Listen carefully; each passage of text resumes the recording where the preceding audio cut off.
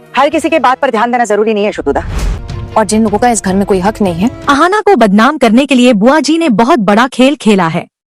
उन्होंने अपने कुछ आदमियों के जरिए दुर्गा माँ के विसर्जन वाले दिन अहाना को नशे का खाना देने की योजना बनाई, ताकि वह नशे में आकर सबके सामने गलत हरकतें करे और सबको लगे कि अहाना एक घटिया लड़की है।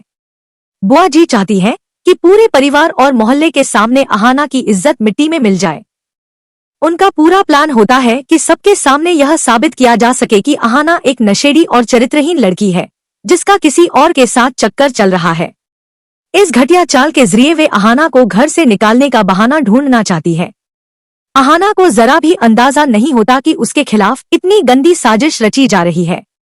आखिरकार दुर्गा माँ के विसर्जन का दिन आ जाता है। बुआ जी के बुलाए हुए आदमी भीड़ में शामिल हो जाते हैं।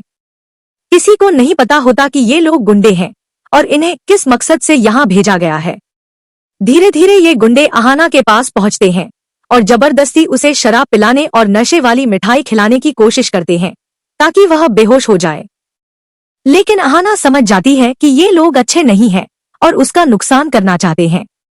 वह उनसे बचने की कोशिश करती है, लेकिन आसपास कोई नहीं होता क्योंकि सभी लोग विसर्जन की तैयारियों में व्यस्त होते हैं।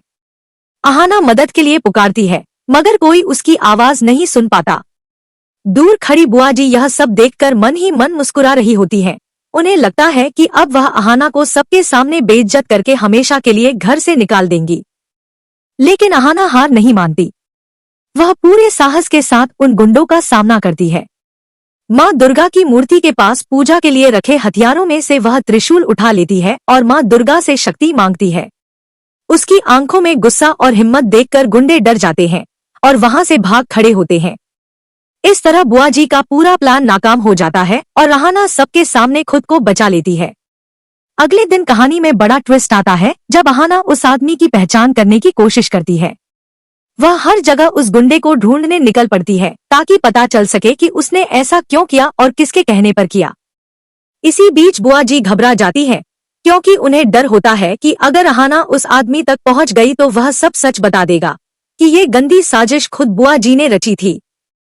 अब बुआ जी हर हाल में चाहती हैं कि अहाना उस आदमी तक न पहुंचे। अब यह देखना दिलचस्प होगा कि क्या अहाना सच का पता लगा पाएगी और क्या वह साबित कर सकेगी कि बुआ जी ही इस साजिश की असली मास्टरमाइंड है। माँ दुर्गा के विसर्जन के दिन एक बहुत बड़ा हंगामा होने वाला है और इसके बाद कुछ भी पहले जैसा नहीं रहेगा।